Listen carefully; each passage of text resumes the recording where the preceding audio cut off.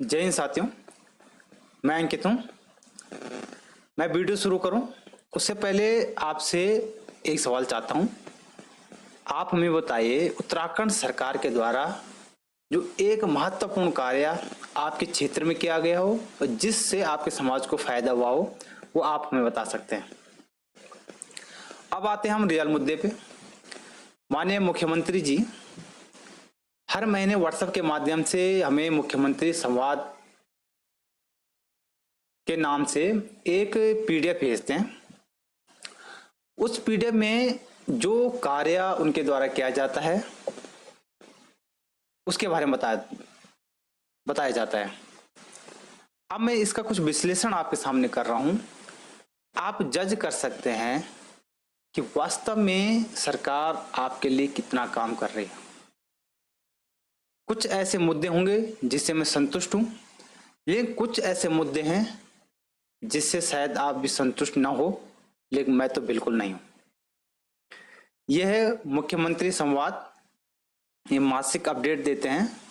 पहले इसमें कहा गया है, ये प्यारे उत्तराखंड वासियों, ये सब आपके लिए है। और आपको मैं बता दूं कि सशक्त उत्तराखंड @2025 नाम से एक इनका टैगलाइन चल रही है। आप बता सकते हो सशक्त उत्तराखंड @2025 क्या है? ये टारगेट है 2024 का। लोगों के माइंड सेट कर दिया गया है कि 2025 में उत्तराखंड ऐसा होगा, और जिससे कि 2024 का लोकसभा चुनाव आसानी से जीता जा सके। बहुत अच्छी बात है, मैं इससे खुश हूं, क्योंकि हर राजनीतिक पार्टी को अपने काम दिखाने चाहिए, उसके बलबूते पे वोट मांगनी चाहिए। उसके बाद आगे बात करते हैं कि इनका सम्मेलन हुआ था, ये शायद मसूरी में, लाल बहादुर शास्त्री राष्ट्रीय प्रसार अकादमी मसूरी में। इससे सशक्त उत्तराखंड चिंतन शिविर हुआ था, उनमें ये सब बातें कही है उन्होंने। इससे भी हम ज्यादा डिस्कस नहीं करेंगे। जो सबसे इम्पोर्टेंट 5 मुद्दे हैं, 5 संकल्प उत्तराखंड सरकार के हैं, उसको मैं पहला पढ़ रहा हूं। लिखा हुआ इन्होंने साफ साफ, भ्रष्टाचार मुक्त उत्तराखंड। भ्रष्टाचार मुक्त उत्तराखंड के लिए 2025 की जरूरत नहीं है। सख्त जागरूक जनता जागरूक होगी, नियम सख्त बनेंगे, भ्रष्टाचार लगाम रहेगा। दूसरा है नशा मुक्त देवभूमि। तो नशा मुक्ति के लिए 2025 से इंतजार करना पड़ेगा। क्या आज ही ऐसा कानून नहीं हो सकता है कि 1 महीने में ही नशा मुक्त उत्तराखंड हो जाए?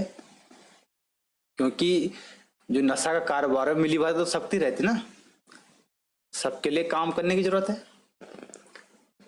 तीसरा पॉइंट इन्होंने कहा है गरीबी मुक्त उत्तराखंड। वाह, बहुत बढ़िया बात।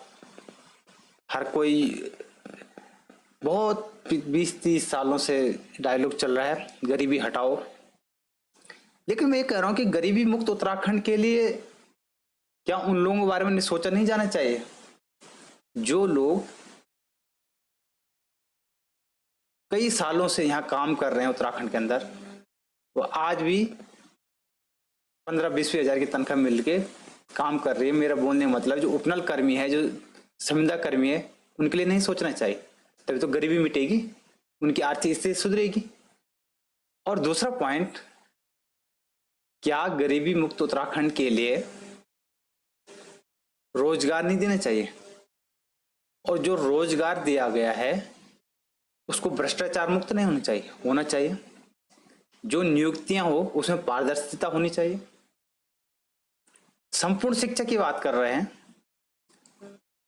संपूर्ण शिक्षा में आज की जगह स्कूल हर जगह, मत आप नए स्कूल खोलो। जो गांव के स्कूल है इनको दशा सुधार दो, दिशा बदल जाएगी। क्षय रोग से मुक्ति, बहुत अच्छी बात है, इसके लिए आप काम कर रहे हैं। इसके लिए भी हम कहेंगे कि काम करना चाहिए। और कुछ उन्होंने कहा कि सशक्तिकरण की दिशा में विशेष ध्यान दिया गया है। इको टूरिज्म की संभावना को और बढ़ाना होगा।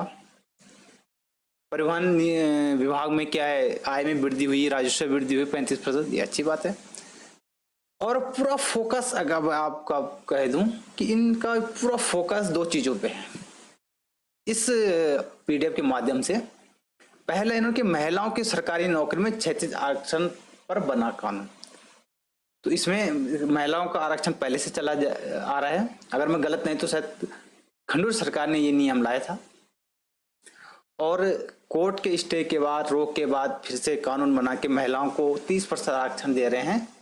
ये भी ठीक है, इसको भी हम मानते हैं।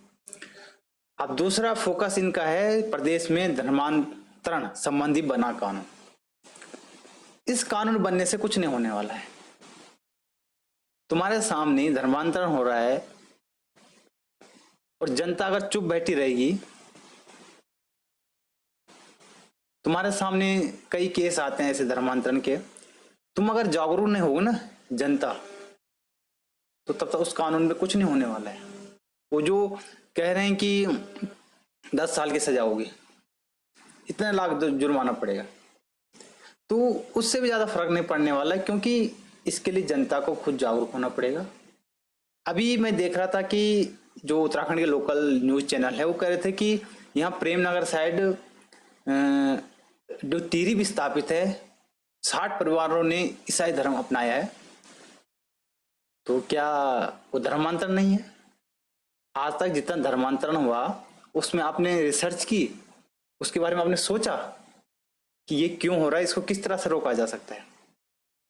बाकी सभी धर्मों का मैं सम्मान करता हूं, लेकिन ये भी नहीं है कि कोई धर्म किसी अन्य धर्म के लिए, चाहे वो किसी भी धर्म का हो, लोभ लालच में धर्मांतरण नहीं होना चाहिए। मैं इस पक्ष में हूं। दूसरा, इन्होंने इस पे फोकस किया कि सख्त कानून बना है धर्मांतरण रोकने के लिए। 2018 में जो कानून चेंज किया है, महिलाओं को 30% आरक्षण की बात की गई कि दोबारा से हमने ये कानून बना के हमने ये काम किया है। प्रधानमंत्री आवास योजना का इसमें डिस्कशन है। और दूसरा, इसमें यह कहा गया है कि 2300 अतिथि गेस्ट टीचर के पद शीघ्र भरे जाएंगे।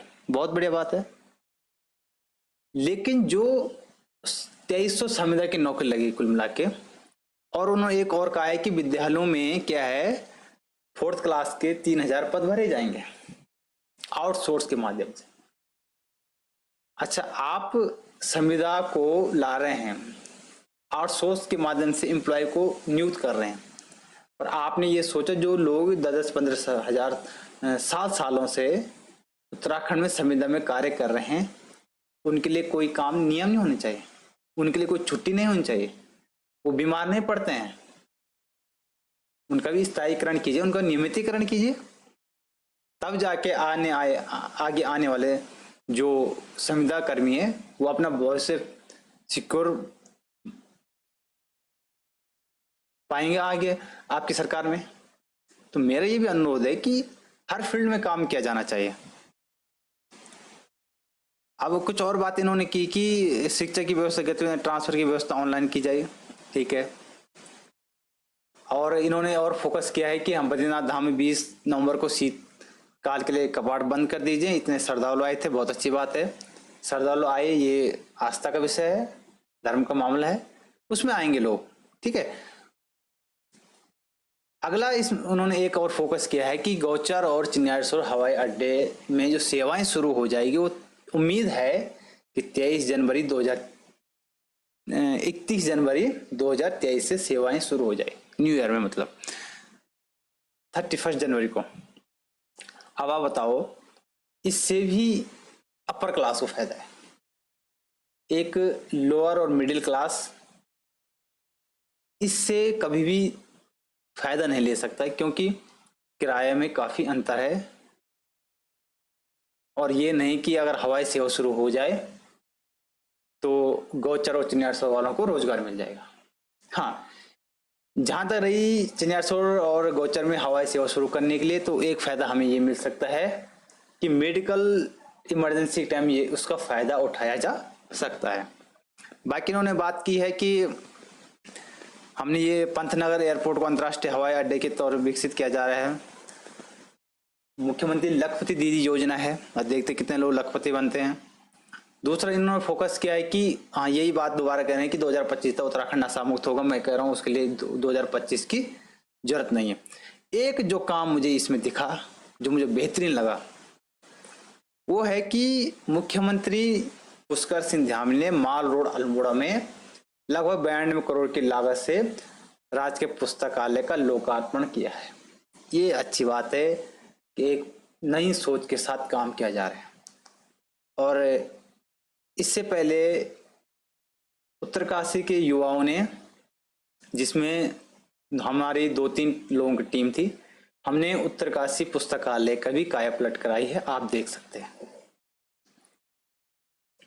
फिर मेले का जिक्र है। फिर इसमें यह है कि धामी सरकार ने 298 करोड़ की 37 योजना का लोकार्पण शिलान्यास किया है। और अभी एक और इसमें यह है जो मुझे सही पॉइंट लगा कि राजकीय चिकित्सालय रानीखेत में NICU unit, CT scan, MRI machine की शुरुआत शायद हो चुकी है, लग गया है। ये मेडिकल क्षेत्र में काम किया जा रहा है, हम सराहना करते हैं आपकी, आपने ये बहुत अच्छा काम किया है। अब दूसरा कहा कि 22 करोड़ का लोन सांकेतिक रूप से वितरण किया गया। बहुत अच्छी बात है, लोगों को लोन इजीली अगर आप प्रोवाइड कराते हो तो इससे जनता कुछ ना कुछ रोजगार के अवसर पैदा हो सकते हैं। बाकी इसका ओवरव्यू मुझे ये लगा कि कुछ जो पुराने काम थे जिसमें इन्होंने सिलेता पोती की है वो काम दिखाया जा रहा है। कुछ नए काम जो अच्छे लगे मैंने बताया, ये अच्छे काम है। और मैं ये कहूँगा धामी सरकार से कि आगे आने वाले समय में भी कुछ सख्त निर्णय लेकर जो आपका मिशन 2025 की बात करते हैं उसके लिए काम किया जाए और 30-35 हजार लोग जो संविदा कार्यरत हैं उनका नियमितीकरण का रास्ता साफ किया जाए। धन्यवाद। जय हिंद।